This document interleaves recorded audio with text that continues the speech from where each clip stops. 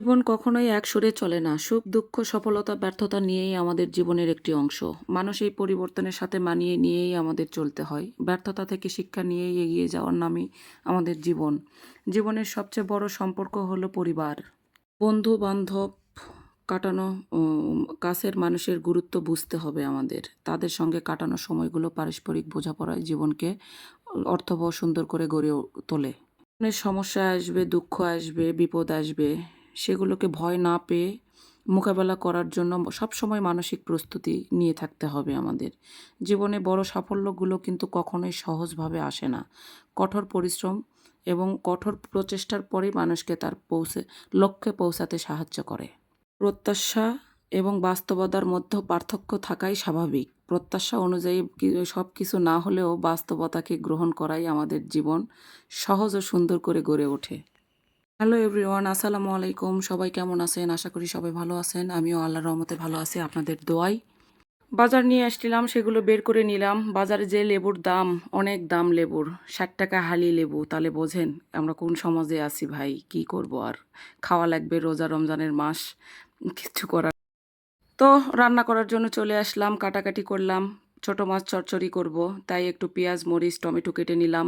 সাথে একটু সিম আলুও কেটে নিলাম। সিম আলুটা একটু মাখা মাখা করব, কারণ রোজা রমজানের দিন সারাদিন রোজা থেকে মনে হয় যে একটু যদি ফ্রেশ ভাত খাইতাম তাহলে অনেক শান্তি পাই আর কি।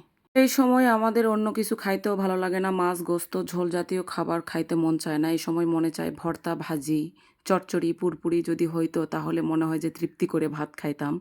আর ভাজা পোড়াটা দিন শেষে খাইলে গ্যাসের একটা প্রবণতা বেড়ে যায়। এজন্য ভাজা পোড়াটা ওইরকমভাবে খাওয়া হয় না। ফ্রেশ ভাতটাই আসলে ইফতারির জন্য আমার জন্য বেস্ট। আপনারা কি খান আমি জানি না, আমি ভাত খাই।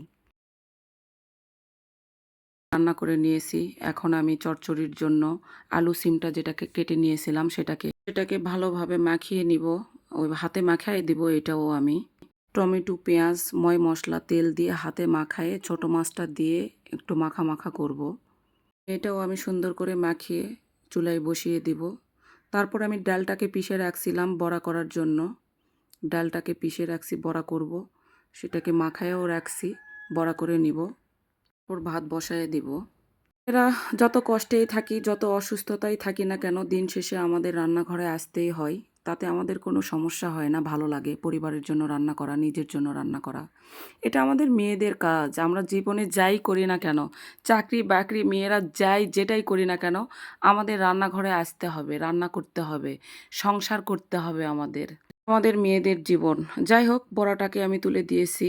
ওটাকেও আমি হলুদ, লবণ, পেঁয়াজ, মরিচ যা যা দিতে হয় ময় মশলা সব কিছু দিয়ে মাখিয়ে রাখছিলাম। শুধু তেলটা গরম করে আমি বড়াটাকে ভাজিয়ে নিচ্ছি। ভালো করে ভেজে নিব। নেওয়ার পর আমি ভাতটা বসায় দেব চুলায়। আমি প্রতিদিন যা করি সেগুলোই আপনাদের মাঝে তুলে দিব। আপনারা সাপোর্ট করবেন, সাপোর্ট করে পাশে থাকবেন। আল্লাহ হাফেজ।